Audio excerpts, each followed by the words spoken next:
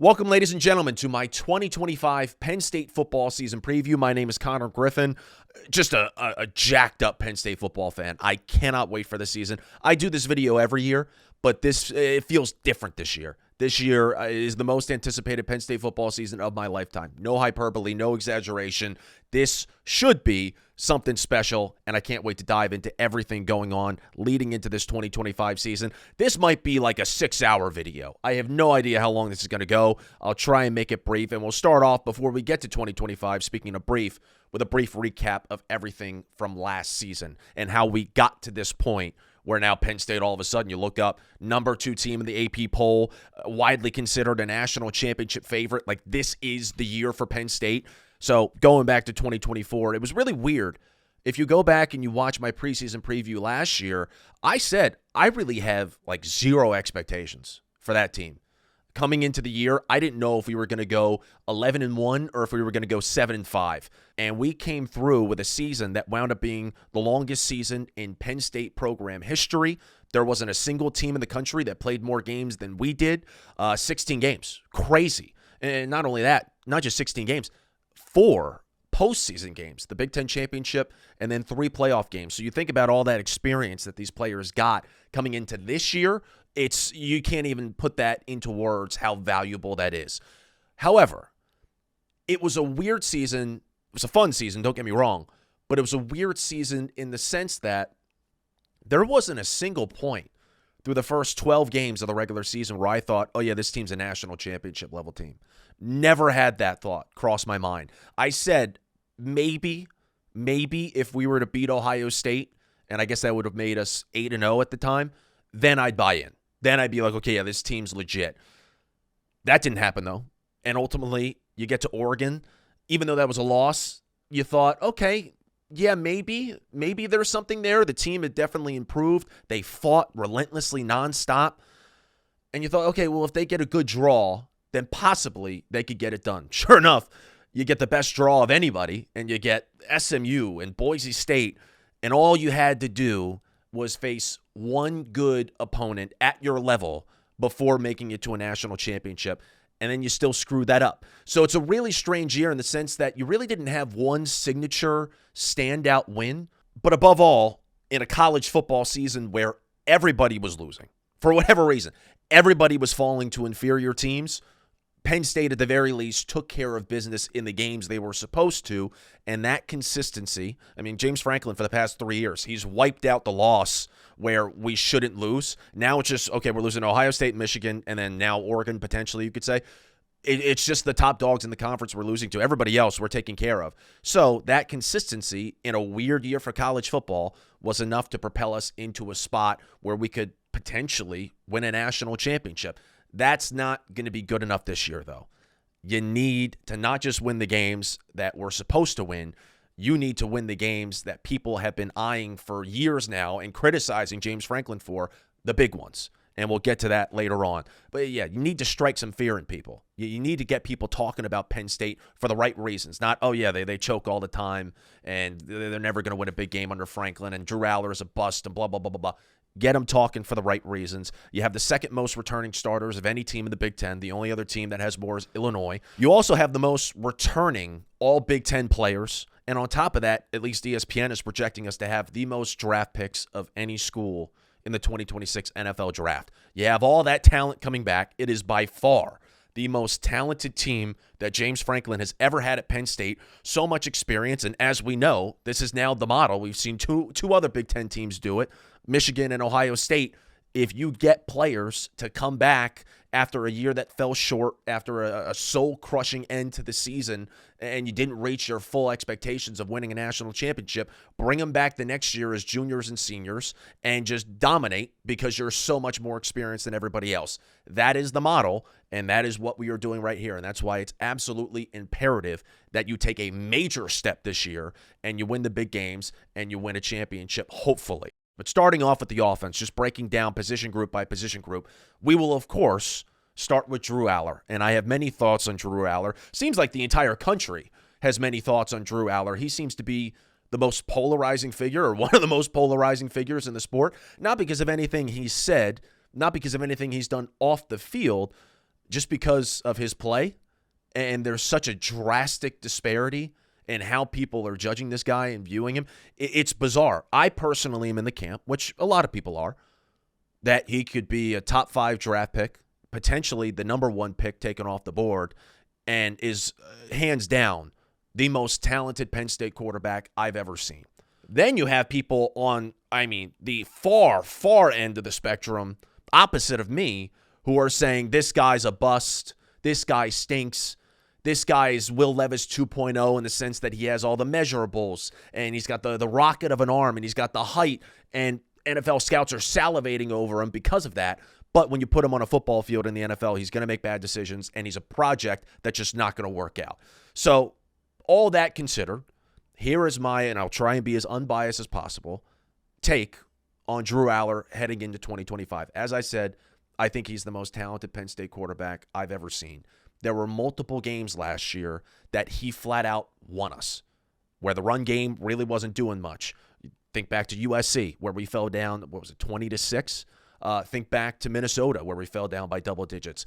Running backs weren't really doing a lot in those games. He was the one who had to get us back in with the passing attack, and he did, and we pulled out those wins, and we don't make it to the semifinal of the college football playoff without Drew Allar. You also have to keep in mind, he's still extremely raw. The guy, I don't know how many people know this, the guy didn't start playing quarterback until he was a sophomore in high school. It might have been a freshman, but definitely high school. Wasn't like he was growing up playing the position in flag football, then Pop Warner, then middle school. His dad was always his coach, and the family always feared nepotism. They didn't want to have, of course the coach's son is the quarterback, go figure. They wanted to avoid all that, so they started him at like linebacker and fullback. So by the time he got to Penn State, yes, he was already a 5-star, but he was still behind. All the other elite quarterbacks, they're starting from the time they're little, playing the position, learning the position. So he gets to Penn State. Yes, he does have the year to learn under Sean Clifford, and he's getting some good reps as a backup. He got in 10 games his first year, but then you get to his first year starting, and he is immediately handcuffed. He is thrown into a situation that is not meant for him to flourish. And I don't know exactly what the mentality was. I guess we'll never know for sure. This is back when we had Mike Yurcich as our offensive coordinator. The interviews he was giving and what Franklin was kind of adding on to it in the preseason going into 2023, Drew Allar's first year as a starter, it seemed to me that they were extremely aware that the wide receiver position was not up to snuff and it wasn't close. And it was an offense that was very much all about time of possession, holding on to the football. Do not turn that ball over. We're not taking any risks. We're going to be safe. Any passes are going to be dink and dunks. We're going to rely on running the football because we have these 2 great running backs. And then on the flip side, our defense is a national championship level defense, and we are going to ride them the entire season. That seemed to be the philosophy for me. And I'm watching as we have this, I've used this analogy before, this Lamborghini in a quarterback, and we were only really letting him drive around in 25-mile-per-hour speed zones. We were, putting him on training wheels because we weren't letting him air the ball deep. Yurcich did nothing creatively to really work around the problems that we had at receiver. Compare that to when Andy Kotelnicki comes in the next year, and Andy Kotelnicki is like doing all these different things, and he's making Tyler Warren the engine of the offense, and he's getting our running backs more involved in the passing game, and he's implementing all these motions to get receivers open. Like, it was exactly what Drew could have had in his first year. So automatically, his first year kind of was a wash. And he was stunted in his development because we weren't allowing him to grow. Again, we had the training wheels on him. We weren't allowing him to make mistakes and learn from them. So what you saw last year was more in line with his potential. Now, while his touchdowns were up, total touchdowns were up, while his completion percentage was way up, while his yards were way up, while what else is there? His passer rating was way up. Interceptions were also up. And I want to point that out. To me, in many cases, that was a good thing. Now, we could get to the Notre Dame game in a little bit. I thought him throwing more interceptions was indicative of him taking more chances and making the mistakes that he should have been making in his first year as a starter. You robbed him of that opportunity to learn, so you were going to have to deal with some of the growing pains last year. I still thought it was well worth it. It was worth the risk of him throwing more downfield, trying to fit the ball into tighter windows, because he wound up making some insane plays that we were expecting in 2023. Well, they finally came to fruition in 2024. However, I mentioned how Kotelnicki started doing all these different things. There was only so much that he could do with this offensive scheme and the brainstorming. Okay, how do we work around these? There was only so much that you could do to mask the deficiencies at receiver when you go up against Ohio State, when you go up against Oregon, when you go up against Notre Dame in particular. And you saw in those big games, yeah, he kind of struggled.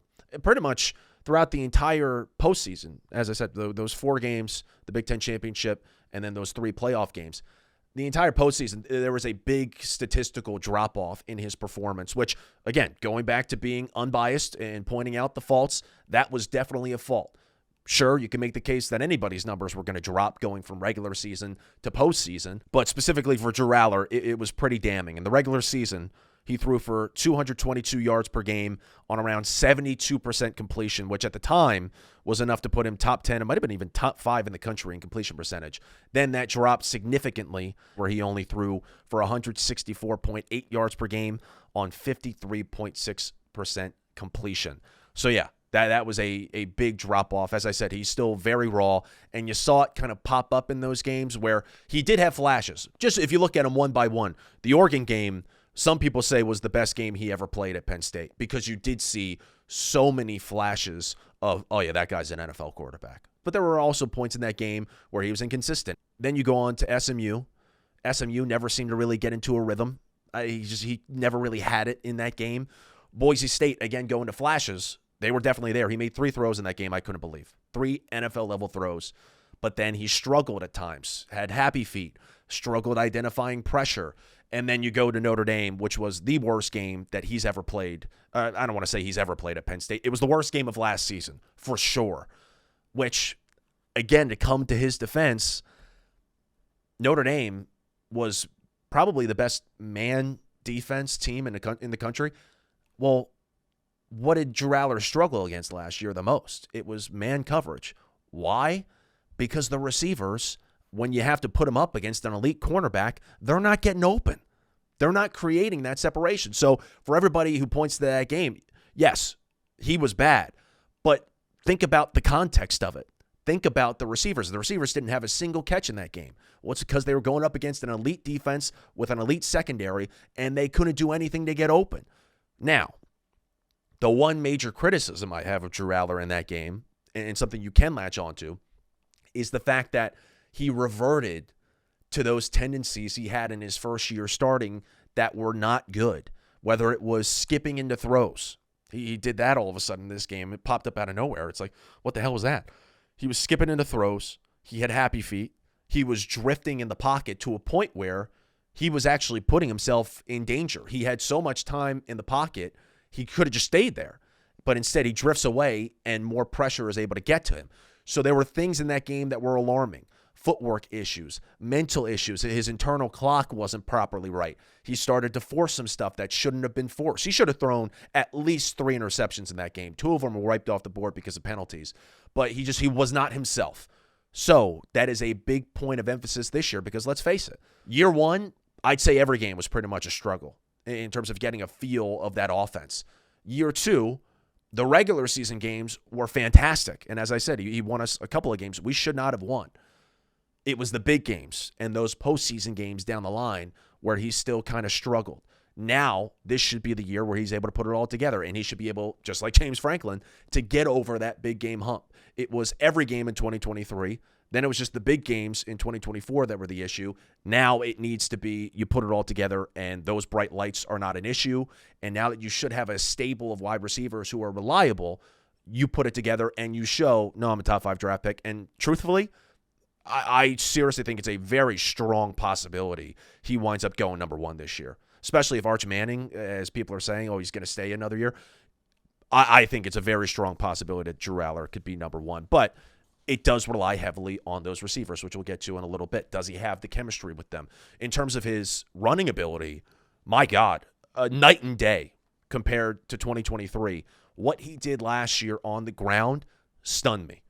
And it was such a pivotal part of his development. He shed the 10 pounds. I was really worried because if you're trying to take a traditional pro-style quarterback and turn him into a runner, I didn't know how that was going to go. I didn't know if he was going to get injured. I didn't know if he was going to fumble all the time.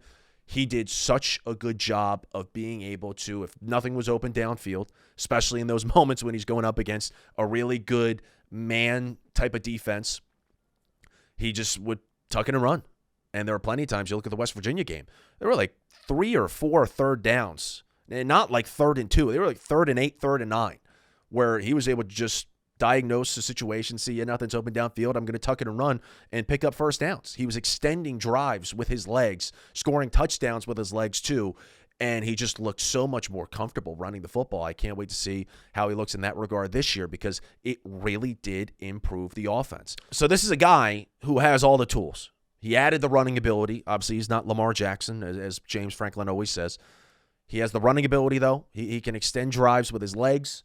He can make any throw on the football field, and he has an absolute rifle of an arm. Also, got to give him credit. He had such a command of that offense, no matter how complex it was with Kotelnicki last year.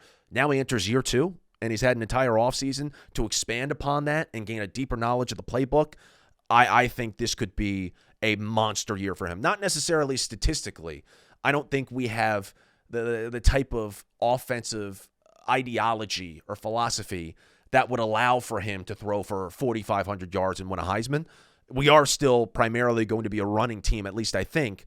But in terms of doing everything we need him to do, and it just coming so effortlessly to him, I think you're going to see in the regular season, it's going to be, alarming how good he is. Can he step up in the big games? We'll see if he has the receivers to do so. But I can't wait to see what he does. Again, I think he's the most talented Penn State quarterback I've ever seen. And if he puts it all together this year, with all the weapons at his disposal now, with his 3rd year starting as a former 5-star quarterback, this should be a really, really special year for Drew Allar. And I can't wait to see what he does. All right, I touched on the running backs a little bit and how we are going to be really a run-first team. Well, there's a reason for that. And the reason is that this is the best running back room in America. You look at all the analysts, you look at the outlets, you look at all these people talking about position groups and ranking them. Everybody, for the most part, has Penn State as their number 1, and it's because we return a 2-headed monster in the backfield that I simply cannot believe we're going to get for 4 straight years. These 2 guys, you talk about the selflessness. These 2 guys signed up when they were freshmen to split a backfield together. They could have easily, after their freshman year, realized, I want to go be my own guy. I want to get more carries. I want to get more touches. I want to make all the money and not have to split, between another guy. And instead, they just run it back, and then they run it back again. And then when you think after their junior season, they're going to dip, and one of them is going to go to the pro. I thought for sure Nick Singleton was going to the draft. And then I thought maybe Katron Allen would transfer maybe. I didn't know what I was hearing, but there were murmurs. And then all of a sudden, the 2 of them, within a span of 5 minutes of each other, both announce on a random day in January, yeah, we're coming back. I was stunned. Nick Singleton and Katron Allen, the best running back tandem in the country, coming back for year 4. And this is the first time that Katron Allen has been just healthy in the preseason. He's always been banged up. He's always been dealing with injuries. He has had a full offseason. Nick Singleton also pretty healthy as well. Everything I've heard, it seems like we're all go. I am just stunned that we're going to get to see these 2 for a 4th season. On top of that, before we even dive into Nick and Katron, the fact that nobody behind them transferred, I thought immediately, as soon as I saw that press release, Nick and Katron are coming back, I was like, okay, well, we'll probably lose Corey Smith, or we'll probably lose Cam Wallace or Quentin Martin. They're all coming back? What? It is crazy to me. In this era of NIL and transfer portal and everybody coming in and demanding playing time, you have people willingly they know they're not going to be, not just the starter, they're not going to be the backup. They are willing to stick around and fight for the running back 3 spot. Crazy. This running back room is going to be strong, it's going to be deep, and it's going to be so much fun to watch. Nick and Katron specifically, I don't know what happened at the tail end of last year. It might have been just a culmination of factors. I think for one, they were finally both healthy at the same time. I remember earlier in the season, Nick got injured. And then all of a sudden, Katron got injured. And the Thunder and Lightning duo that worked so well because they were always working off of each other was really thrown off.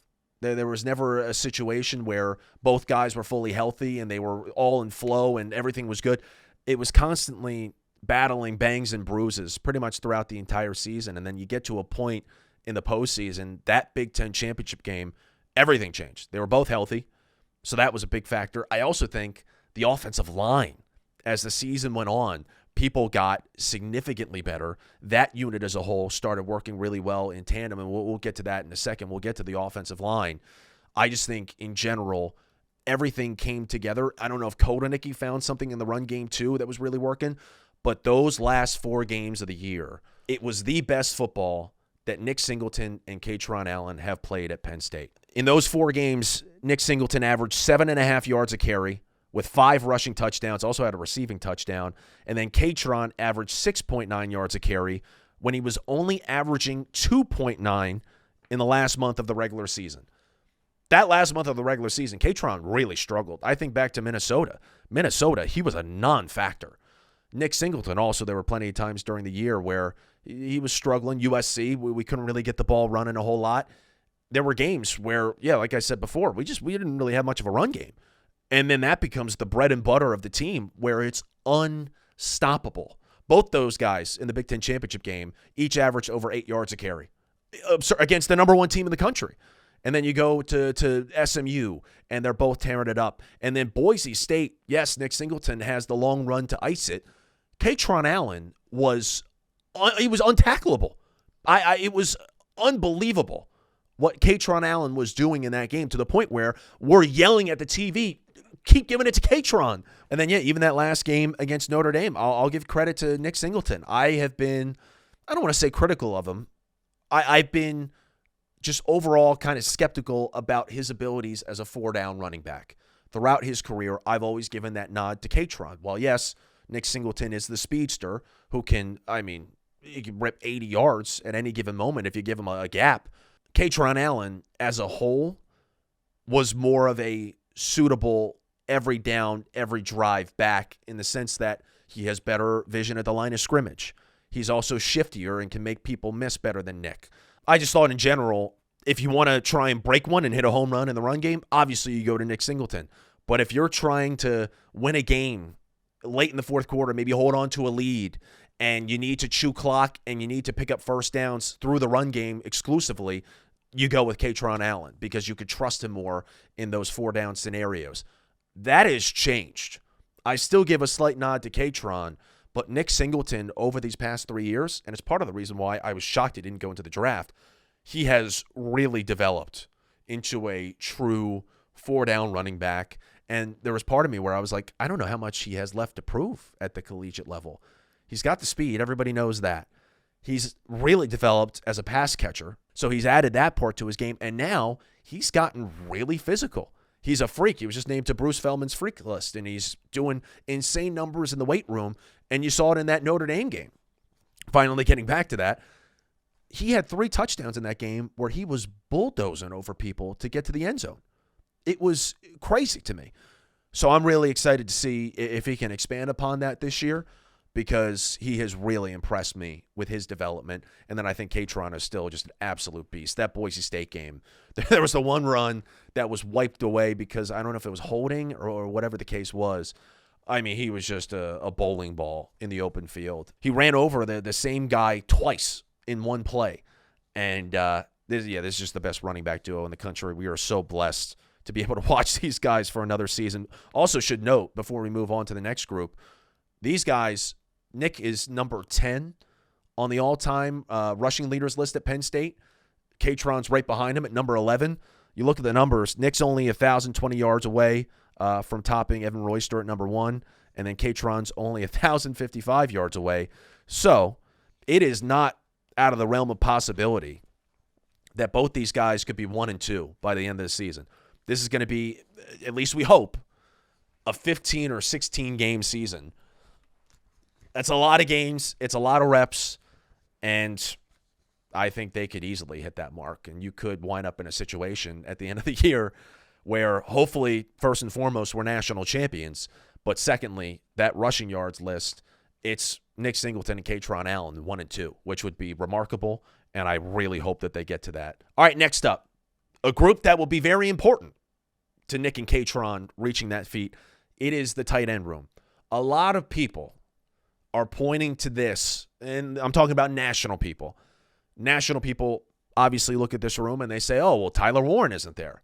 They lose a first-round draft pick at tight end, the freak who was the engine and the catalyst of their entire offense last year. Well, they're going to be screwed, to which I argue, nay.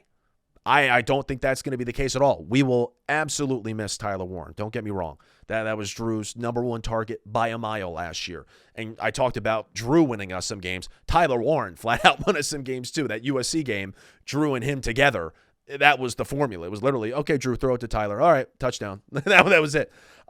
We will miss Tyler Warren. He was a freak. He was extremely versatile. He was extremely impactful on this offense. But that was largely out of necessity. We needed him to be everything for us because there weren't other weapons to go around in the passing game. That hopefully should change this year. We should not have to be as reliant on one individual person. We should not have to be as reliant on one star tight end. We should be able to spread the ball around more, and this tight end room should be able to fill the void of him leaving in the aggregate. This is a really talented and really deep tight end room. From all accounts, pretty much all the buzz that you hear in preseason camp is that Khalil Dinkins is going to be tight end 1.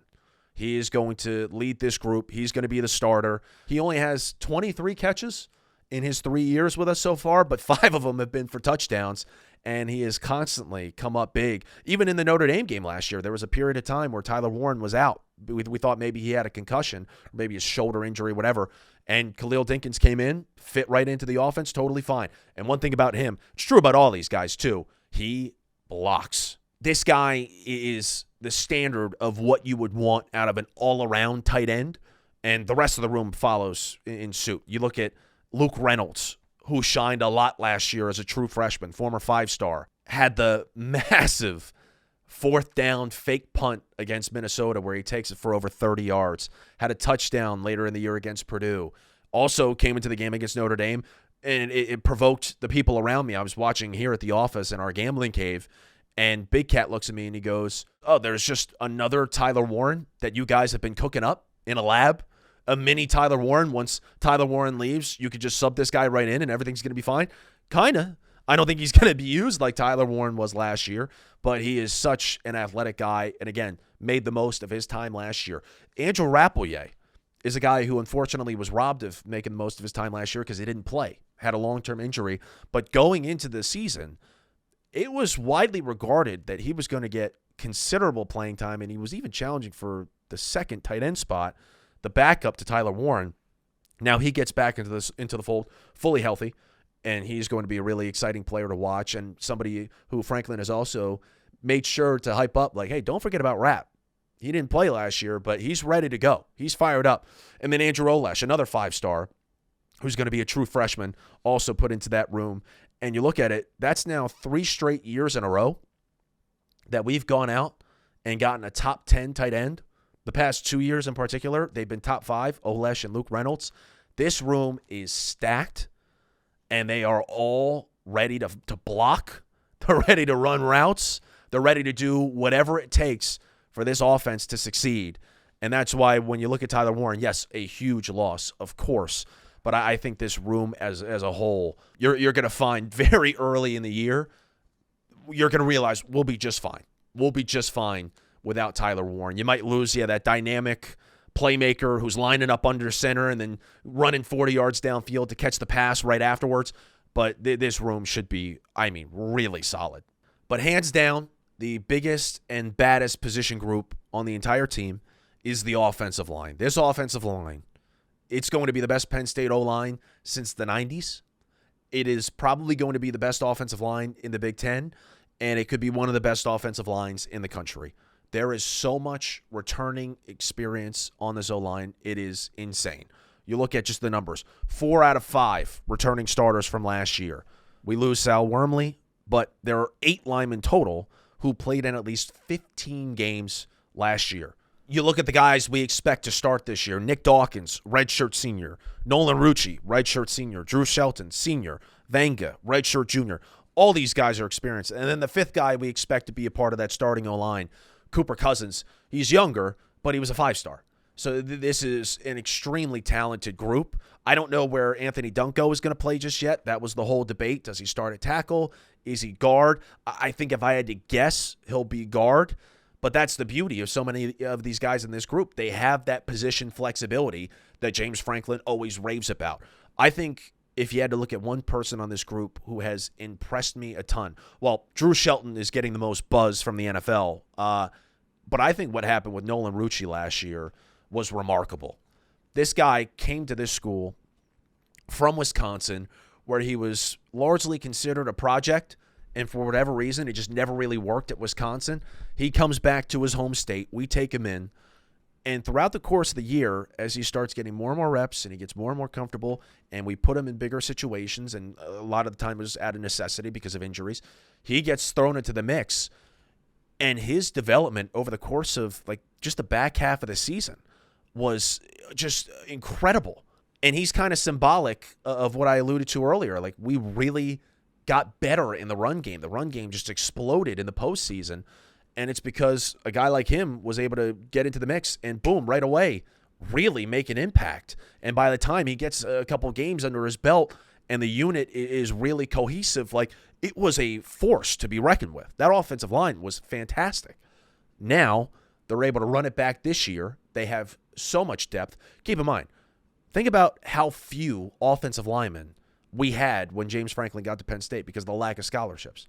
The scholarships, the sanction years, we didn't have offensive linemen. Now you have theoretically 8 guys who you'd be comfortable starting on the offensive line, and you can move them around, and they're flexible, and they're just these dominant forces up front. It is going to be really exhilarating to watch. I know that's like not a sexy position, the offensive line, but they were on the cover of Town and Gown for a reason. People are really excited about this offensive line because this run game with those 2 running backs and these beasts up front could be really fascinating. But moreover, off of the offensive line, I could talk about them forever because I can't wait to see them. A big part of why the run game is going to be able to flourish, why this offense as a whole is going to be able to flourish, at least I think, is because of the upgrade at receiver. The uphill battle of trying to establish a run game when elite defenses know, oh yeah, they can't pass the ball. They can't throw the ball deep. It's tough. It's really tough. That's why in 2023, you saw a guy like Nick Singleton's numbers drop dramatically. Well, it's because we didn't have a pass game. And these opposing defenses were just stacking the box. Like, okay, well, if 10 in blue is the only threat of breaking a home run, yeah, let's creep up and let's stack the box and prevent him from getting to the second level of the defense. His numbers dropped so much, and it was because we didn't have a pass game. Last year, Kotelnicki was able to offset the mid receivers, and he was able to get the ball to Tyler Warren more and get the ball to more of our playmakers and come up with all this window dressing to try and distract defenses and get our guys open because we know their footwork and their route running wasn't great. Harrison Wallace, Amari Evans, they weren't going to get open themselves most of the time.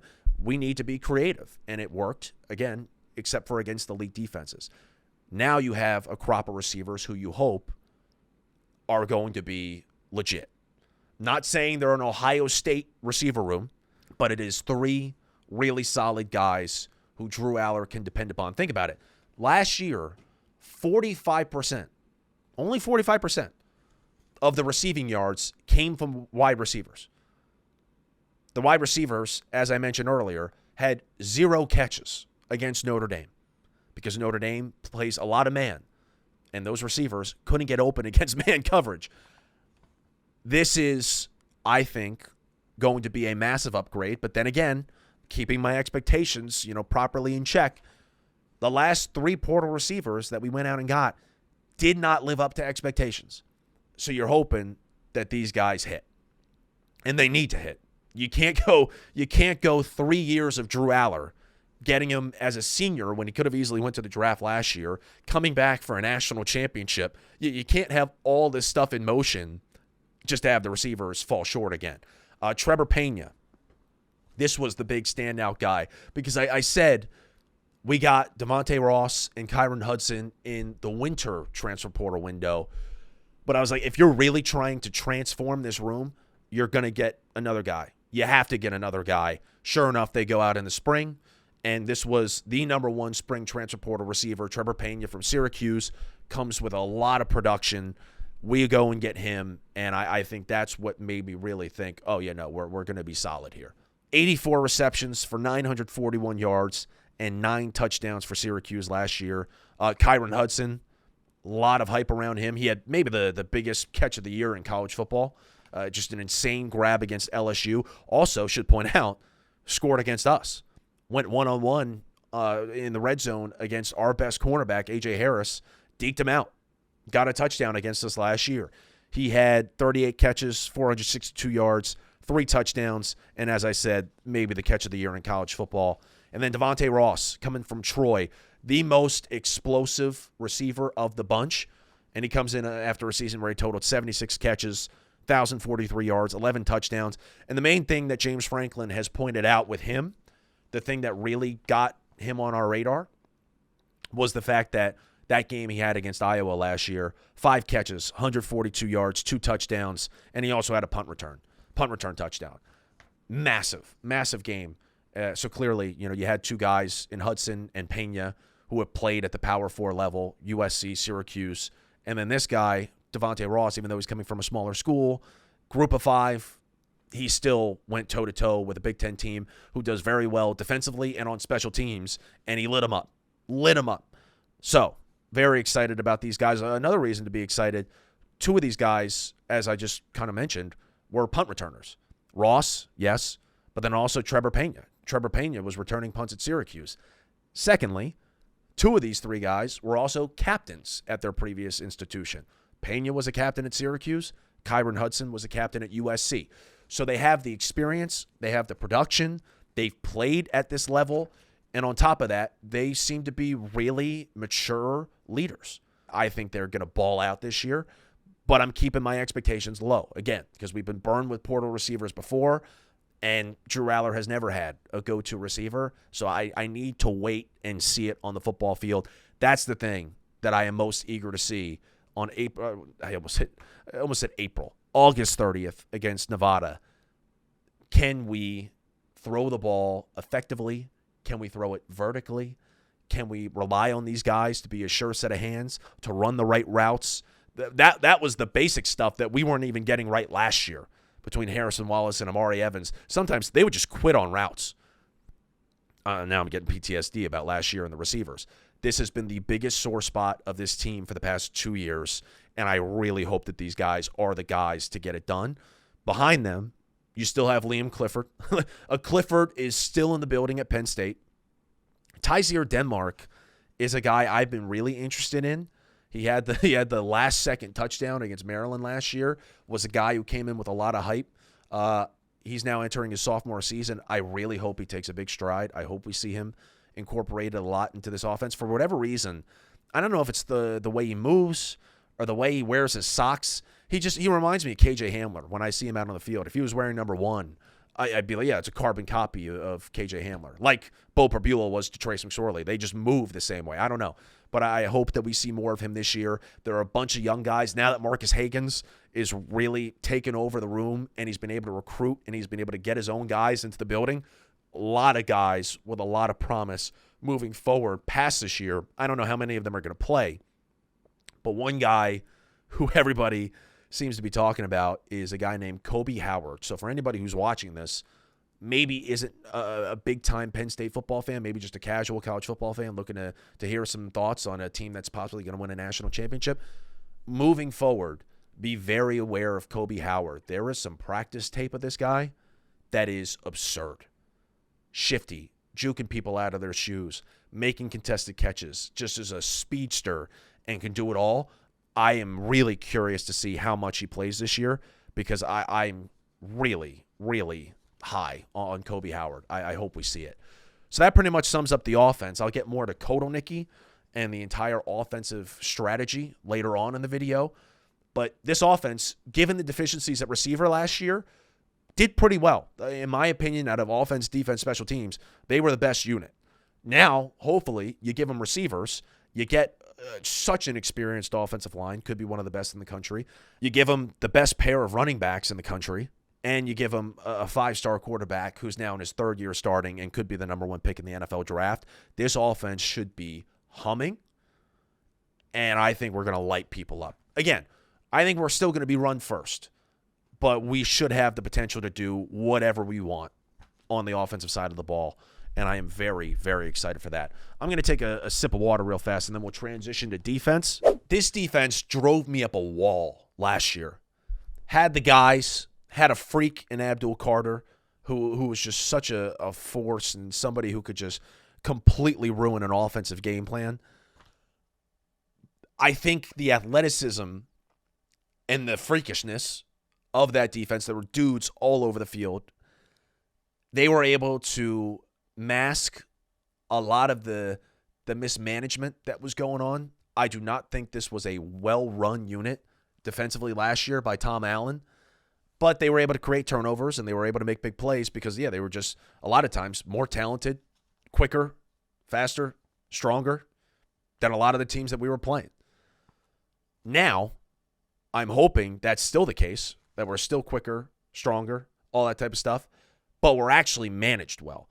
I'll get into it more when we talk about Jim Knowles versus Tom Allen.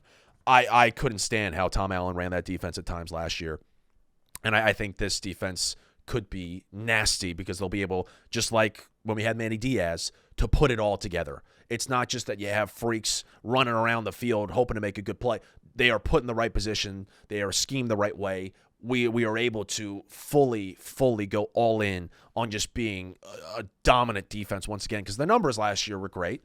There were some statistics that were really good, and we still finished top 10 in overall team defense. But then there are other statistics you look at that illustrate, it definitely took a step back under Tom Allen. So, moving forward, we'll get to the defensive line right now. Obviously loses Abdul Carter. I am really interested to see just how much that affects things, because some of these guys on the defensive line I think are going to be stars, but will they be able to reach that same level of productivity without a wrecking ball and Abdul Carter right next to him? I don't know, but we'll see. The 2 stars I'm referring to are Denai Dennis Sutton and Zane Durant. One of the best defensive tackle, defensive end combos in college football. These 2 are special. Zane Durant really gets overlooked, mainly just because of his size. He's an undersized defensive tackle, but he uses that lack of size to his ability, and he's able to really seep through those gaps in the offensive line, and his athleticism is off the charts, and he makes the most of his size. And then you look at Denai Dennis Sutton, who is a guy, was tweeting out a lot of stuff when he first came to Penn State, was tweeting out he's going to be the best defensive end in college football. He was tweeting out, just watch, in the next 3 or 4 years, Penn State's going to win an Addy. I think that's part of the reason why he came back, because he realized, we haven't really accomplished that yet. I am not the best defensive end in college football, but he's going to be on a mission to be so this year. Look at the stats of these guys. Zane Durant led all defensive tackles last year with 14 tackles for loss. That's been a big thing that Jim Knowles has hyped him up on. It's the fact that you have a defensive tackle who actually tackles. He's not just there to plug up the holes in the run game. He is there to be a presence in the backfield. And then Denai Dennis Sutton, 75 pressures over the last 2 years, which is second most only to T.J. Parker from Clemson, who many people regard as, talking about best defensive end in college football, that's who a lot of people are saying right now is the best defensive end in college football. There are some people saying he's a top 10 player in college football as a whole, regardless of position. So that is a very, very elite class to be a part of. And then also just Denai Dennis Sutton, you look at his stat line in the Orange Bowl, 6 tackles, 2 tackles for loss, 1 interception that was ridiculous, and a forced fumble. So if he's coming back this year and he's going to perform half as good as he did in that Orange Bowl, he's going to be filthy. So I'm very excited to see how those guys come to form this year, working off of each other. What concerns me, though, this defensive line as a whole is being hailed as one of the best in the country. There's a lot of unproven talent on this defensive line. Go to the opposite pass rusher. Zariah Fisher, seemingly, I mean, it hasn't been confirmed yet, but James Franklin has said pretty much he's going to be the starter. We haven't received a depth chart. We haven't received it, but he should be starting as that second defensive end. Been injured a lot. He's been getting his teammates hyping him up this whole offseason, but he's spent the bulk of his career rehabbing from injuries. So haven't really been able to see a whole lot of him. That concerns me a bit. Max Granville is a guy who I thought was going to be working hand-in-hand with Denai Sutton, and he was going to be starting at that opposite defensive end. Well, he went down with a long-term injury himself. That was a huge, huge letdown for this unit. People were really high on Max Granville. I was really excited to see how he would come out this year and perform. We won't be getting it until next year. That is a big, big loss for this unit, and it worries me a bit. Then you look at D-tackle. Another guy who was ridden with injuries is Alonzo Ford. He played well last year, but then he was injured. I believe it was the Minnesota game where he got injured, and he was out for the rest of the season. And this was after he was out with an injury all of 2023. He slides into defensive tackle, starting defensive tackle. But these are two guys, who have been prone to injuries, and we haven't been able to see a whole lot of them. We haven't been able to see them for a full season. That worries me. The depth of this defensive line, it's going to be really important, and we'll get to the schedule later, to make sure you're rotating a lot in those first 3 games and getting a lot of these guys who are young and lower on the depth chart. You're going to need to get them reps because we need to make sure that this unit is strong and people can sub in if necessary. There have been a lot of injuries on this defensive line. Anai White, who we got from Texas A&M, transferred as a defensive end, but we now have moved him to defensive tackle to improve the depth at that position. I don't know what that signifies.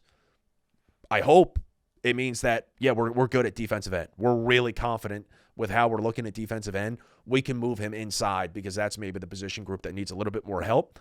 But there are some highly touted backups at D-tackle. There's Ty Blanding. There's Xavier Gilliam. There's Owen Wafel. There's Liam Andrews. There are some guys there. But again, it's all young, unproven talent. We haven't seen them. So I don't know if that means Anai White is going to be playing at D-tackle. I don't know where he falls on the depth chart. Again, I just hope it means that they are confident at the end. One person, I brought up Kobe Howard earlier from receivers, a youngster who I can't wait to see play. Chaz Coleman has received a lot of buzz. The reporters who are there watching practice, people within the building have mentioned his name. Like Chaz Coleman, the way it's being presented could be scary good. But there's going to be a lot of young guys in the rotation. There really isn't a top-heavy nature about this defensive line. We have 2 guys who are stars in Denai Sutton and Zane Durant. Outside of that, you have more experienced guys, but they're also injury-prone. And then you got a bunch of guys who are young, athletic, looking to prove themselves, hungry. So we'll see how it comes to form. And hopefully we don't have to worry about the defensive line. I don't think that'll be the case. The one group that I've worried about for the past 2 years, really, last year in particular, I was really worried about this group, was linebacker.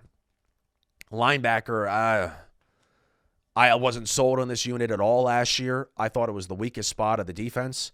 I thought there were plenty of times where there were teams who were targeting our linebackers, specifically in pass coverage. They knew our guys couldn't keep up. We were slower. I didn't like the way our linebackers were coming to form last year, and I thought it was heightened and really put under a microscope in that Ohio State game where you realize, the linebackers are a problem.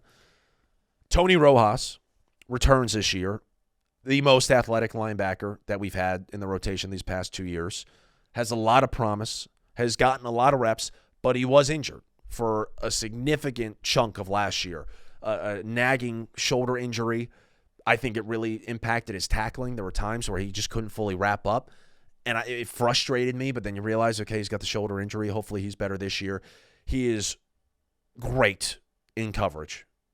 He has great mobility. And he also has a real knack for interceptions. The ball just is finding him, and he made some really, really good interceptions. I think it was the Bowling Green game last year. He had a phenomenal play where he was able to intercept the ball in a crucial moment of the game.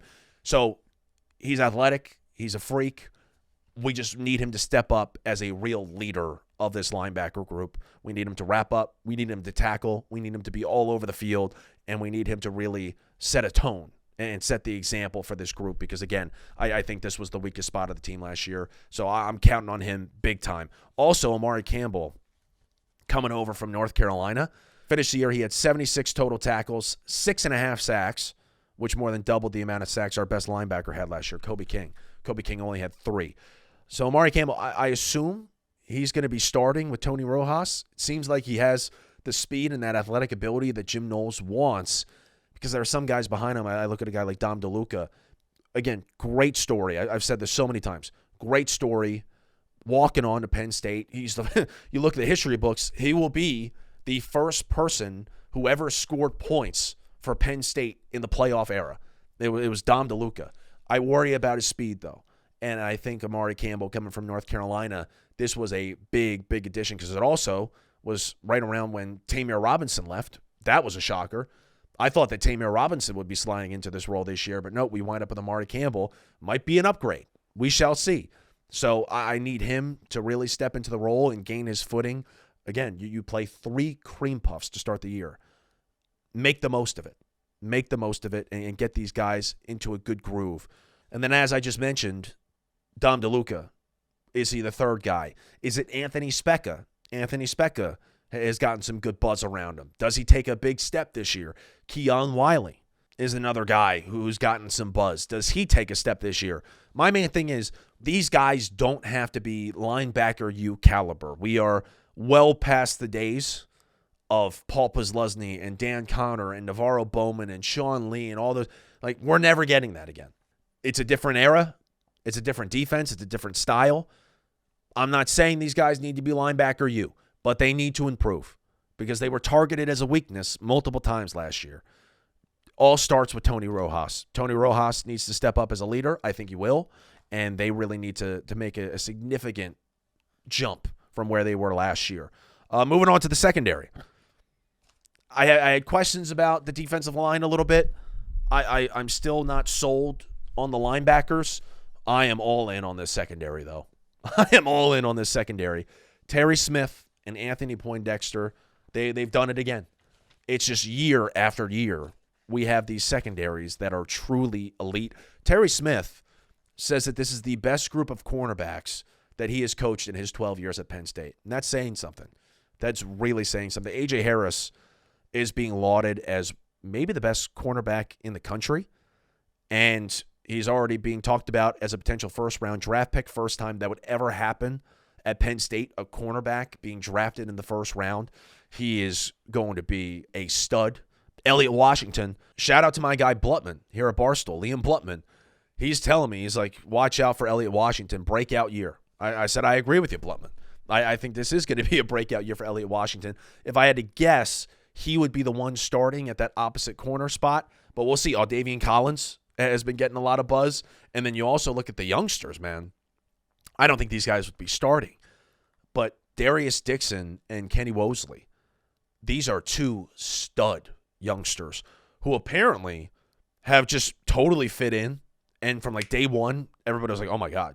Yeah, they get it. Like they're going to be good. So that cornerback room, as Terry Smith had mentioned himself, it's going to be elite. It's going to be a really, really strong room of corners. And then the safeties, losing Jalen Reed is a massive loss. Nobody really talked about Jalen Reed a whole lot last year. You can make the case that he was one of the MVPs of the defense. Jalen Reed was spectacular last season, but Zachy Wheatley coming back is massive for continuity. Huge. Had 95 total tackles, 3 interceptions, 2 fumble recoveries, and a forced fumble on his own right. I love everything he does. He is such a ball hawk. He is all over the football field, extremely dynamic at the safety position. And then that second safety, I don't know who it'll be. Day-Day Lane is in the mix. King Mack also coming back. King Mack, for those of you who don't know, was originally with us at Penn State, then transferred to Alabama, realized, the grass really isn't all that greener. And he says, I want to go back to Penn State. And James Franklin says, yeah, you could come back. And now he's back. So from Penn State to Bama, now back to Penn State. He'll be in the rotation as well. I don't know if he wins the starter job, but I do think it's going to be that battle between Day-Day Lane and King Mack for that second safety, along with Zachy Wheatley. But then the real question mark, and something I'm really curious to see how it all shakes out, I'm really interested in this.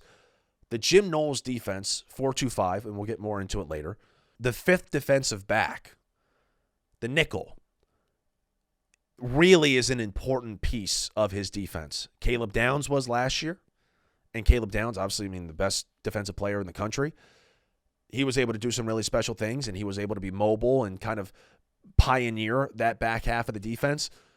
I think it would probably be Zion Tracy. If I had to guess, Zion Tracy would be the nickel.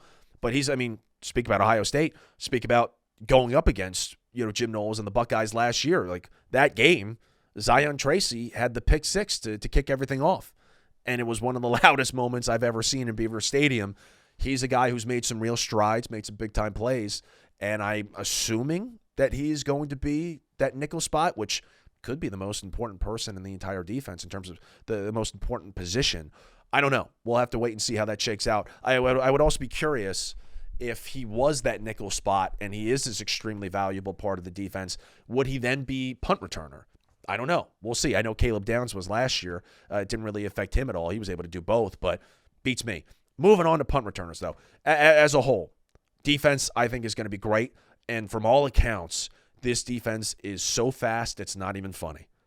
Fast, aggressive, flying after the football. Give me all of it. I am so excited for this defense. But there is a lot of unproven talent. It's going to be a good mix of veteran star playmakers and then young guys who are hungry trying to make a name for themselves. And I think it's a really good balance. Just need the linebackers to step up. Need the defensive line to get some good rotations in, make sure everybody stays fresh, doesn't get injured, and then this secondary to perform at the level that we think they're all capable of. Anyway, now on to punt returners. Well, we'll just get to special teams as a whole. We'll start off with kicker. We'll start off nice before I start to be pretty critical here. Ryan Barker was one of the best stories of 2024. Walk on, Sander Sahadak loses the starting job. Ryan Barker's thrust into the role in the middle of the season, still early on in the season, but he was just a freshman walk-on who's now having to kick 4 times against USC on the road when it's this high-stakes game and we're having to come back from a deficit. He goes 4 for 4, including the walk-off game winner, and then he remained extremely solid throughout the rest of the year. Great story, Ryan Barker. Finished the year 15 of 18. He was a perfect 9 for 9 inside of 40 yards. Shout out to Chris Fowler. Super reliable inside of 40. Then he was 6 of 8 on field goals of 40 yards or more.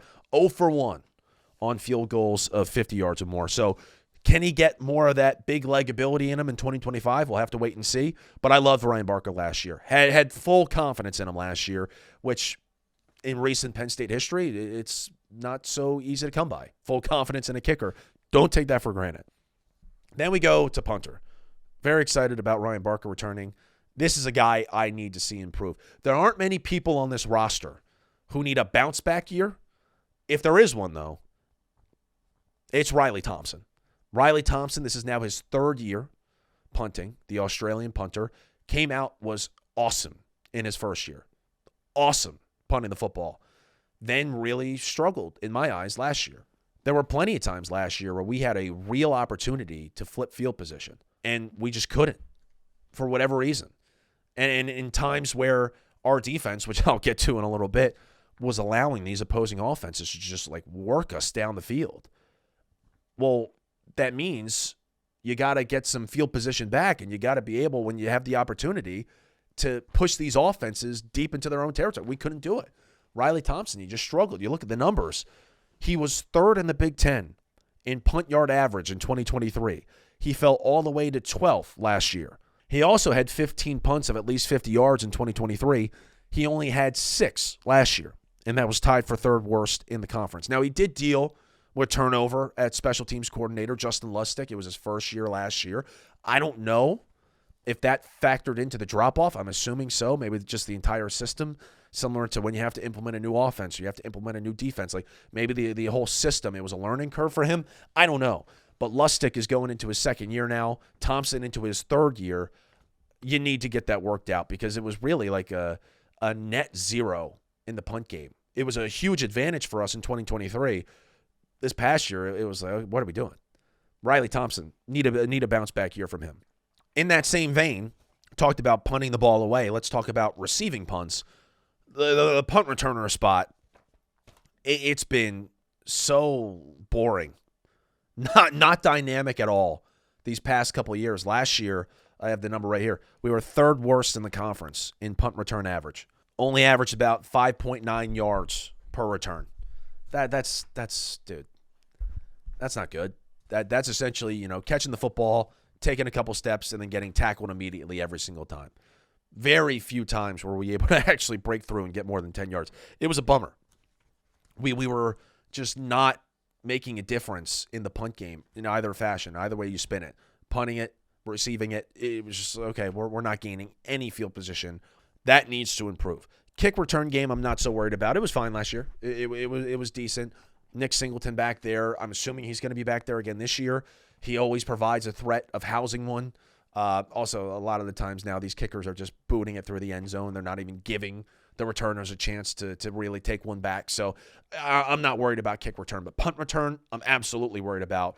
And then punting, I am absolutely worried about as well. Both those areas need to improve if we want to be elite in every single facet of the game. So I don't know when it comes to punt returning. It was Ion Tracy. Does he get subbed out now that we have Devontae Ross? As I said before, Trevor Pena also returned punts. I don't know. But that'll be a part of the depth chart that I am particularly glued in on. I really want to see who's starting at punt returner. Anyway, I guess just speaking about special teams as a whole, year 2 of Lustig, he needs to improve. It's also year 2 under Andy Kotelnicki. And we'll just shift fully into the coaching part of this preview. Andy Kotelnicki, I thought, was a savior for us last year. I thought he also really improved as the year went on in his play calling, in his play design, in getting more creative and staying fresh. That Ohio State game was really his first time going up against the big dogs. He had been at Buffalo before. He had been at Kansas. This was your first time with elite talent going up against elite competition. And it was a chess match that he kind of lost. And I think you look at that game, I remember walking away from it like, oh my God, are we the same exact offense that we were last year? Just with a little bit more razzle-dazzle and the pre-snap motions and all that? Like, are we still going to struggle because of these receivers? Are we still not going to be able to score against elite competition? We took that game, Kotelnicki took that game, and he learned from it. Really. And the next time we have to play an elite opponent in Oregon, we outgain them. We get 500 yards. It was crazy. He learned a lot. He's got his first taste of the big time. He's ready to go, and he's settled in. And he's now had an entire offseason to expand upon his playbook from last year, build upon the foundation, really make it elaborate because you have so many of these guys returning, and they're used to it, and they're familiar with it, and now you could just go all out. I mean, really do some special things. Not to mention, he now has all these weapons at his disposal, assuming that Trevor Pena hits and Devontae Ross hits and Kyron Hudson hits. You now have actual receivers who you can incorporate into the offense. So much of last year was, how do we keep the ball away from them? How do we give the ball to the tight ends instead? How do we give it to the running backs instead? Now, you can actually use them as a strength, and you still have great tight ends, and you still have an amazing offensive line, and you still have the best running back pair in the country, and you still have Drew Allar. You have all these weapons at your disposal, and if I'm Andy Kotelnicki, I'm losing my mind with all the possibilities and all the cool stuff I could do with all these little chess pieces. I think it's going to be exhilarating to watch this offense, and I'm so stoked to see how Kotelnicki takes the jump from first-year OC at a major Big Ten school to now being established and going to year 2. And if he leaves after this year, that's fine. As long as we are able to bring home a championship, as long as we're able to accomplish some goals this year, that's fine. I'm glad that he's coming back for a second season because he really didn't have to. He was already getting head coaching hype and buzz before. People were looking at him. West Virginia was looking at him. He decides to come back, and now we can really, really put something special together. Also should point out, maybe the thing that excites me and gets me like really tingly on the inside the most is the fact that he has been working with Jim Knowles. they've had meetings where they will sit down, watch tape, and Jim Knowles would say, yeah, this is where we spotted a weakness and we just went all in and capitalized on it. Or this really worked against us. We had no idea how to stop it. Keep doing stuff like this. They have been able to work in tandem with one another and feed off of each other. And now the big bad guy, the bugaboo, the person you couldn't get past, is on your side.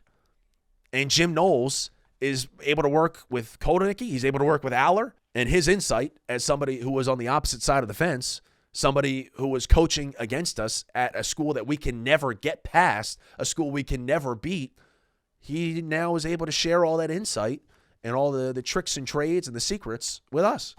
It's perfect. Perfect. Jim Knowles coming here. This was another major sign that they are not messing around. Franklin isn't messing around. Pat Kraft isn't messing around.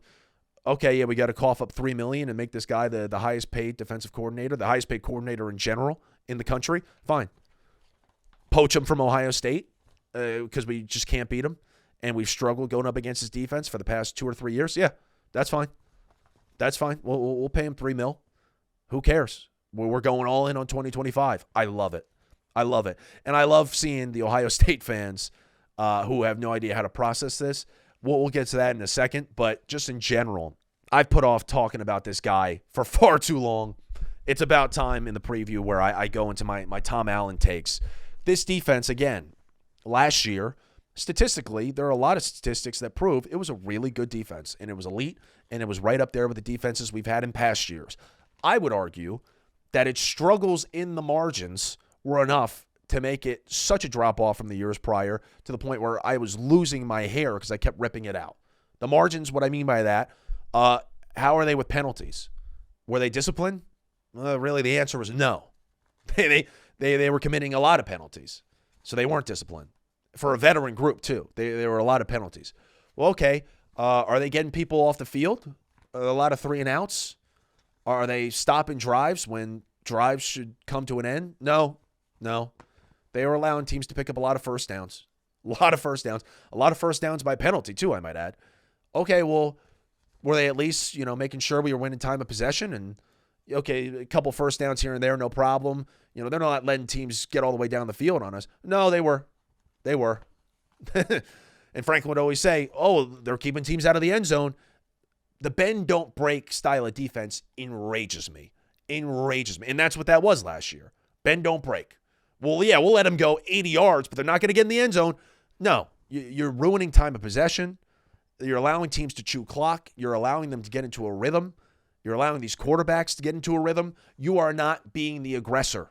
You are not getting them off the field in 3-and-outs and making them feel as uncomfortable as possible. That's what infuriated me. I had a stat right here. This will show you everything. There wasn't a single game in 2023 where an opposing offense was able to go down the field on us and score a touchdown on their first drive of a game. That happened 5 times last year. 5 times last year. Happened against Bowling Green. Bowling Green scored a touchdown on us on their very first drive of the game. It happened against Illinois. It happened against Minnesota. It happened against Maryland. And it happened against Oregon. And by the way, the Oregon game, 45 points is inexcusable. Inexcusable. You had an offense that was good enough to win you a Big Ten championship, lock up a 1 seed in the college football playoff, and it was the defense that sucked and couldn't do anything. This defense, as I alluded to before, if they were causing turnovers because of their freakish ability and their ability to just be stronger and faster, yes, they were great. But when you went up against the big dogs and those turnovers weren't as easy to come by, they were getting exposed badly. I'm getting really worked up. All I'm saying is this Jim Knowles defense, it's going to be better because he is a much more skilled coordinator than Tom Allen. And I am so happy that Tom Allen is gone. Everybody will say, oh, yeah, Tom Allen going to Clemson. He wanted an upgrade. No, he was not welcome back here, if I had to guess. I don't have any inside info. I think if everything was hunky-dory, he'd still be here at Penn State, but I'm glad he's not here because we have Jim Knowles instead. And Jim Knowles is hands down the best defensive coordinator in college football.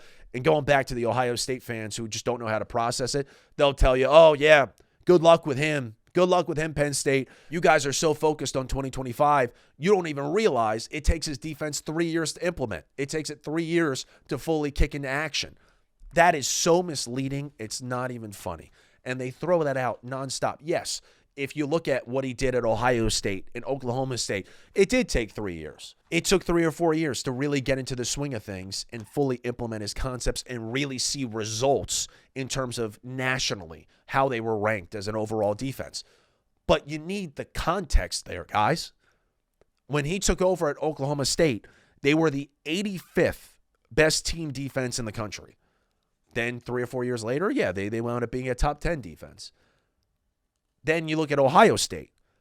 They were the 38th best team defense in the country when he took over. Then they wind up last year, being the best defense in college football. So yeah, did it take 3 years to reach the full potential? Of course. But it's because you were starting at a very low point. Ohio State obviously was more reasonable than 85th in the country when Knowles got to Oklahoma State. But look at Penn State. I criticize Tom Allen. I can't dispute that if you look at overall team defense, yeah, we were the number 8 team defense in the country last year. When we were with Manny Diaz, we were top 3. Even when it was the last year of Brent Pry in 2021, it was still a top 10 defense. We have had a top 10 defense every single year since COVID. So it's not like Jim Knowles is coming into this situation where there needs to be a drastic upgrade at defense. No. Defensively, we've been a top 10 defense regardless. We've had 3 coordinators in the past 5 years. We're still up there always. So the foundation is there. It's not like he's coming into a train wreck. He'll be able to do just fine. Now, his defense is complicated. It is still the 4-2-5 that we're accustomed to. Tom Allen did that last year as well. And it has been more of a rapid install because of that. There was some familiarity there, but it is much more complex. James Franklin said it himself. It's going to be a move away from the attack front. On top of that, it's going to be relying heavily on the secondary and what they call coverage diversity. We're going to be mixing coverages a lot. It's going to take a lot of IQ. But with this secondary being as skilled as it is, I don't think that'll be that much of an issue. I think we should be able to really confuse people, and it all depends on that nickel spot. Who comes in and is really a difference maker and is able to roam this defense and really act on their own accord and make plays? I don't know. I don't know who that'll be. I think it's Zion Tracy, but that is the key position in Jim Knowles' defense. I am so excited to see how it pans out. He seems to, they call him the professor. He seems to just be a guy who barely goes home and he just is in the office watching tape and crunching tape all day. Love everything about him. I am very excited to see how it goes. So, between the star playmakers, between the young talent that has a lot to prove, and now Jim Knowles coming into the fold, which is a big difference from Tom Allen last year, I think this defense, can be really, really good. And the offense complementing the defense. We haven't really been able to play great complementary football the past 2 years. We played great complementary football in 2022. 2023, though, the offense sucked, but the defense was a national championship level defense. Last year, I thought the offense was great, but the defense, kind of what I was just talking about, couldn't get off the field, had too many penalties, was allowing time of possession to swing. We couldn't play good complementary football. Let's get back to that this year. I think we will. And now we move to James Franklin. How much time? I mean, how long have I been going? Because we could spend another hour on James Franklin. I actually think that I will put out a second video exclusively on James Franklin, just talking about, do a full analysis of how he should be judged, how we should be referring to James Franklin, a full context behind his struggles and his successes, just to put into frame his 12 years at Penn State now. We'll do that in another video, but for right now, we'll just talk about James Franklin in the confines of this season after I take a sip of water.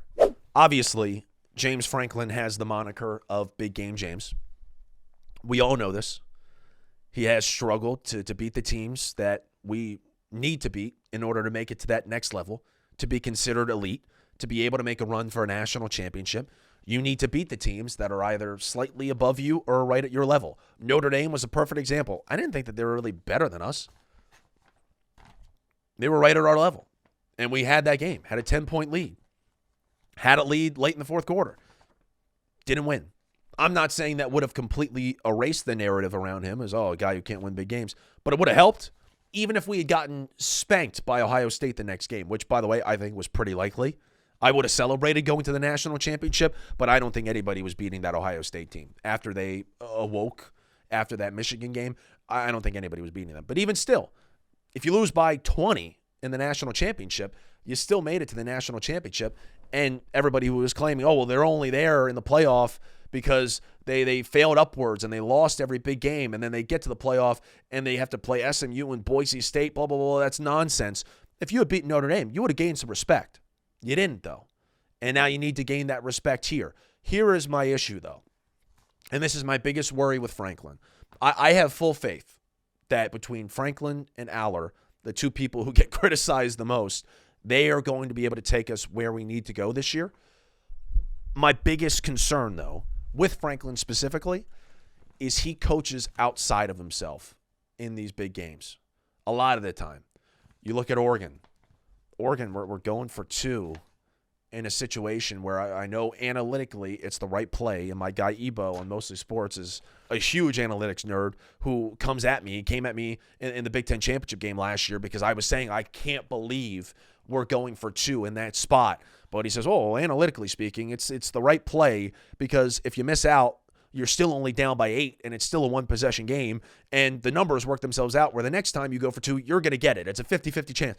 I hate that. I hate that so much. Feel the game out. That situation in the Big Ten championship last year, you had just mustered up a great drive, and you've been fighting and clawing and scratching, trying to get back in a game. It feels like you're back in it, and then you miss out on the 2-point conversion. Well, automatically, you suck the air out of the stadium. And it's like, okay, that kind of defeats not everything of that drive. Yeah, it's still a one-possession game, but you don't feel as good about it. And now it's going to be an uphill battle the next time around because we're going to have to not only get a touchdown, which is already a struggle enough, we're going to have to get a 2-point conversion on top of that. Like, he goes for 2. He pulls out analytics in situations where it's just bizarre. He went for it on 4th down from our own 19 against SMU, and he'll tell you, we need to be aggressive. We came into this game saying we needed to be aggressive. It's a playoff game. It's a great opponent. We're not leaving anything on the table. We're going for it. We're like, dude, it's on your own 19 in a game where your defense has been dominating. They have 2 pick sixes at this point. Ride the defense and kick the ball downfield. Don't risk giving SMU the ball at our 19, which we did. We gave it to them at the 19, and thank God it resulted in another interception. Otherwise, if that's a score for SMU, we had completely dominated that game, but then you look up at the scoreboard, and it's 14-7. What are we doing? Like, that got me so worried because that's an alarming thing.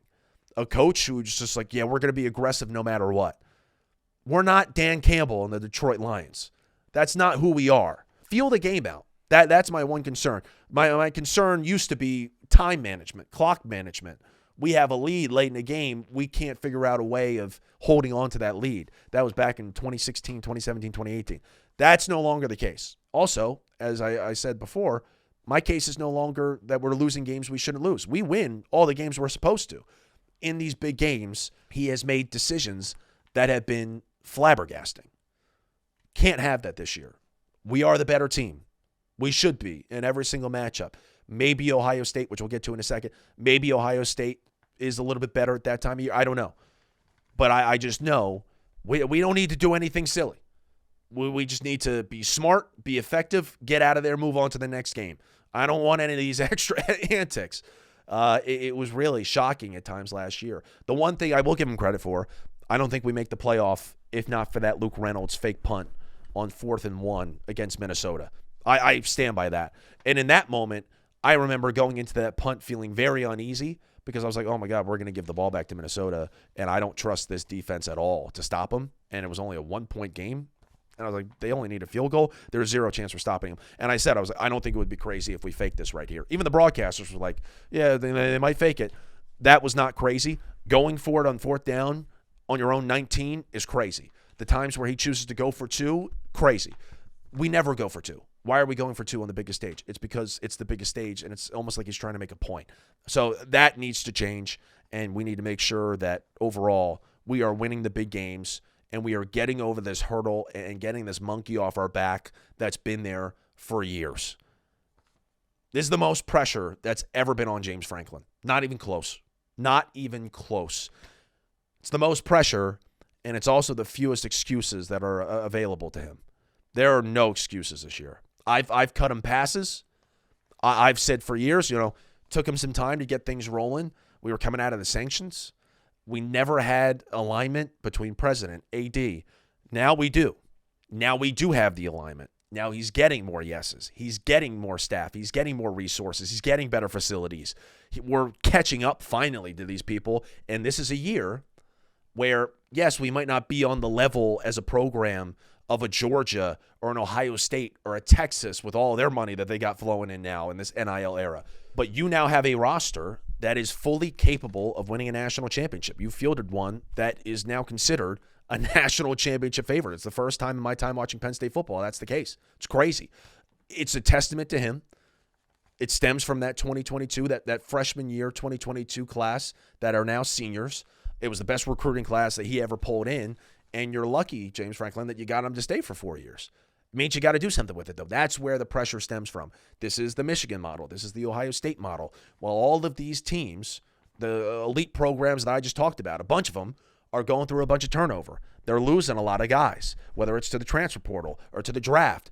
They have to rebuild or reload. We don't really have to do any of that. We retained almost all of our talent from last year. This is the year. And the difference between us and those other programs, kind of like what I was just referring to, we're not at that level where year in and year out we could be competing for a national championship. That's not the case. We're not a team that reloads and boom, next year we're ready to go for another natty. No, we're a program that's probably going to be once every 4 years, once every 3 years. We haven't gotten to that stage yet where year in and year out we're rolling out these elite teams. It's not who we are. And that only adds on to the pressure of this year, because if you don't get it done now, it's going to take a lot of time to build this back up. There is so much riding on this year. It's insane. Insane. We'll see how Franklin handles it. I need to see him break through this year. I need to see Penn State make history. That's what we need, because this is it. This is the last year where we can really do it. It's going to take another 2, 3, 4 years to get this back up and running again, because we're not at that level yet. We're starting to get there. Kraft has done a great job of helping us along the way and aiding this program and aiding all of athletics, really, to become national powerhouses. But we're behind. We're still behind. It's why I've been able to cut Franklin some passes. But this year, there are no passes. We're ahead of people. This particular year, in terms of all the roster retention, other teams who have had to deal with a bunch of turnover, everything. Like the model that Ohio State and Michigan have established, like this is the year. Got to get it done. So let's look at the year ahead. Can we strike some fear in people? Can we really make some noise? Can we live up to this national championship level expectation with this schedule ahead? First 3 games, cakewalk. Anyway, we do start off with Nevada, August 30th. FIU right after, Villanova right after that. Yeah, that's 3-0.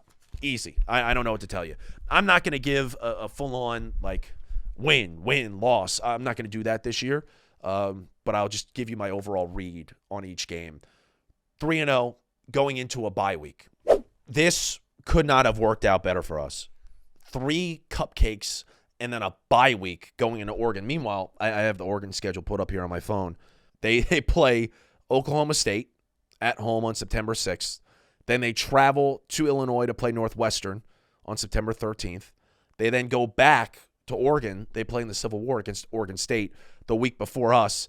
And then they have to travel again across the country all the way to Beaver Stadium to take us on in the whiteout. First true whiteout game since 2019. You can make the case that 2021 was a true whiteout game playing Auburn. But I think if it were up to us, that game, probably the whiteout would have been Michigan that year, if Michigan could have been at night. But still, 2021, I'll accept people if they say that was the last true whiteout. Yeah, this is awesome. This was the number 1 game that we had slated, that we wanted to have at night, that we wanted to be a whiteout, and it is going to be electric. So Oregon coming off not a super challenging stretch, but an annoying one, and we're going to be fully rested. Hopefully those first 3 games, we're doing a good job of getting guys in, making sure that people are staying fresh. The backups are getting good experience. We can't have another Bowling Green like last year where we're going deep into the fourth quarter trying to hold them off. The final score of that game was 34-27. Can't have that happen again. You need to dominate in the non-cons, and then Oregon comes around, and we have such an advantage in terms of rest, in terms of injury. I mean, their star player, Evan Stewart, is already injured. He's already out. Hate to see it. You want to beat teams when they're at their best, but he suffered an injury in the offseason. They already lost Tez Johnson to the draft. They have a brand-new quarterback in there. I don't know how that's going to work at all. They don't have a lot of returning starters. I believe they're one of the least in the conference. It's like 15th most returning starters or 16th most returning starters in the Big Ten. It's going to be tough for them. Really, really tough. And personally, if I have to pick one game on this schedule that is a must-win, it's that one. As I said, first true whiteout since 2019 or 2021. It's a huge recruiting weekend. It's going to be the first time where people are really getting a taste of 2025 Penn State football, and it's prime time, under the lights, whiteout, this huge spectacle. National audience will be locked in. It sucks how Georgia-Alabama is going on at the same exact time, but that's going to be an electric game. And if you already have this narrative that James Franklin can never win a big game, Penn State, you can never trust them in the big one, if you then lose that game at home against an Oregon team that's having to reload, and you return all these guys for the sake of winning a national championship, and you drop your first real test of the season after 3 cupcakes and a bye, that is alarming. And I don't want to say it would send this team into a spiral, but it might. It might. I would hate to see us lose that game. You got to win that game. That is the number one imperative. You need to win the whiteout against Oregon. Then you move on the next week. People are going to make fun of me for this. At UCLA, I worry about this game. I really do. The very next week, it's coming off of what I'm sure will be a really emotional game, win or lose, in the whiteout against a top 5 or top 10 opponent. Then you go to face UCLA on the West Coast.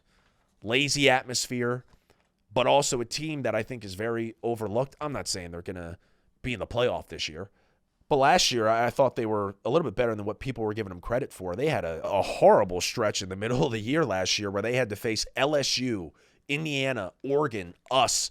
And with that schedule, they still managed to go 5-7. Now they bring in Nico. I'm just saying that game has upset potential in my eyes. I don't know. I think that could be a game that might be a trap spot. Then you come back home for Northwestern, and then the second game that I'm also really worried about, a game I will be going to. We just solidified the Airbnb and everything. Iowa, on the road. I think it's about, I'm in Chicago right now. I think it's about a 3.5, 4-hour drive. I will be there. I'm very excited to check out Iowa City. But Iowa seems like for the first time in years actually has a quarterback. Mark Gronowski, coming from South Dakota State, 2-time FCS champion. He's in with the Hawkeyes at the moment. And we'll see how much of an impact maker he is if he makes that big of a difference. But the main thing for me, you go to Iowa City.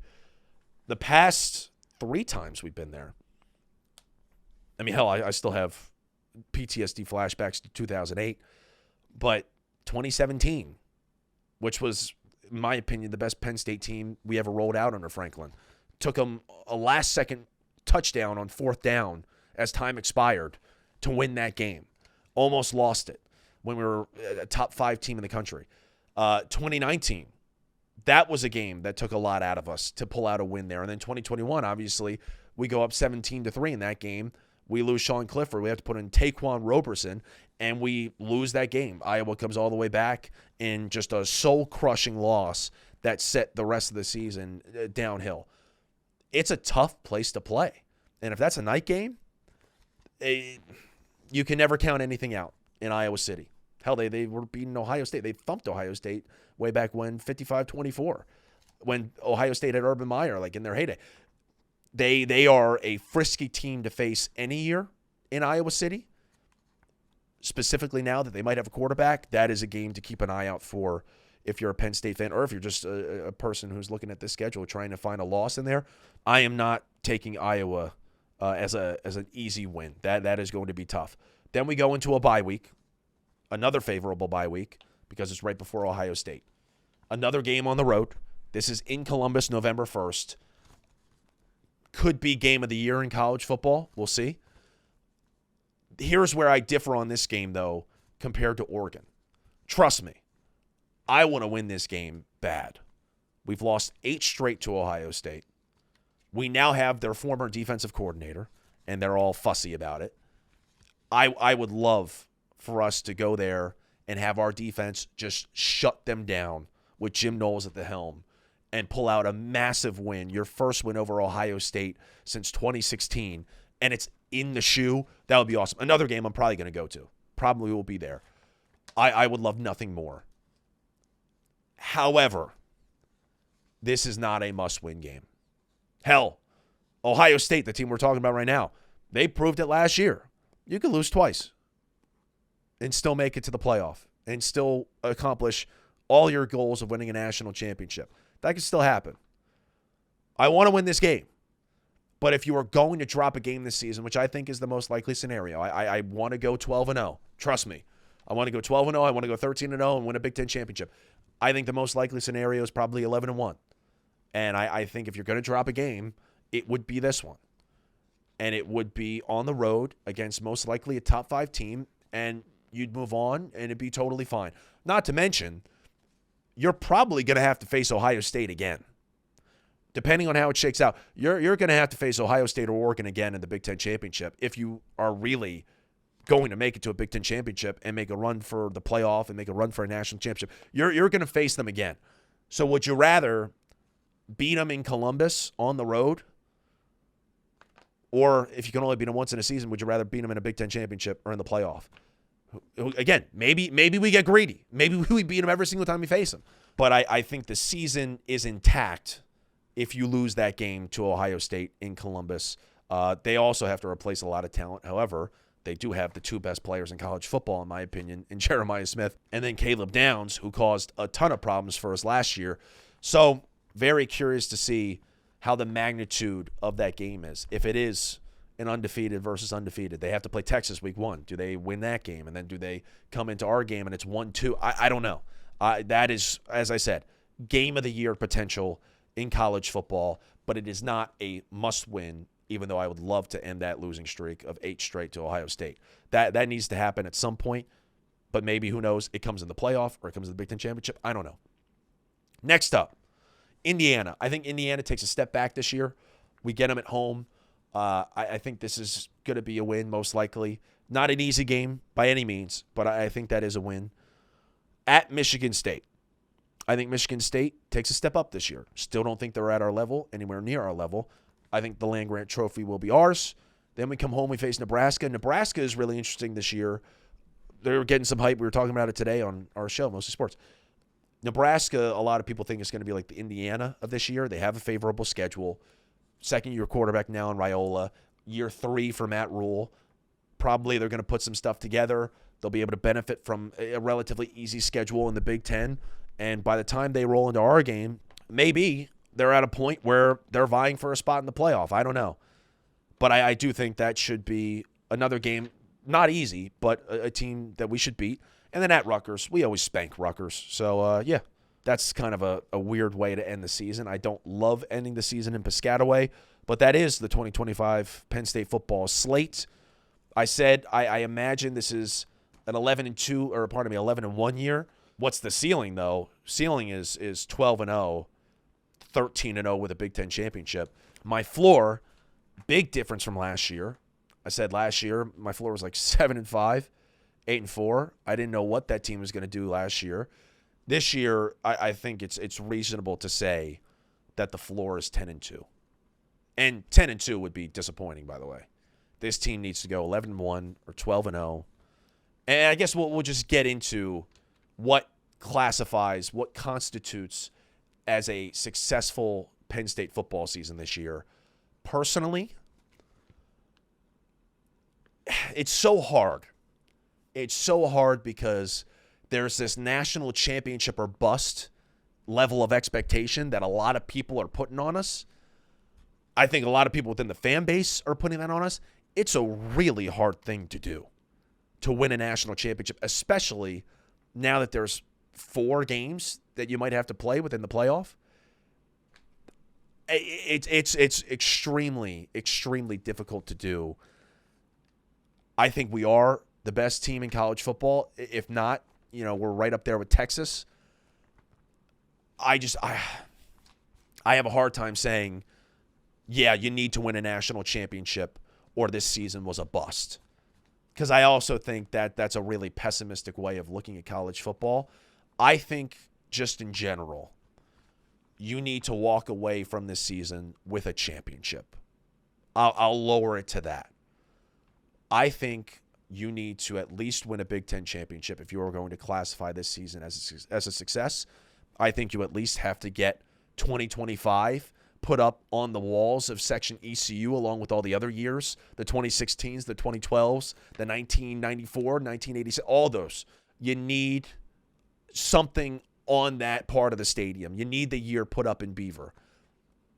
Whether that's 13-0 and you win the Big Ten championship and it means that you beat Oregon or Ohio State, one of them twice, and then maybe, you have an exit earlier than you anticipate in the playoff. Like, maybe that would be, I don't know. There's so much that could happen this year, especially with this expanded playoff.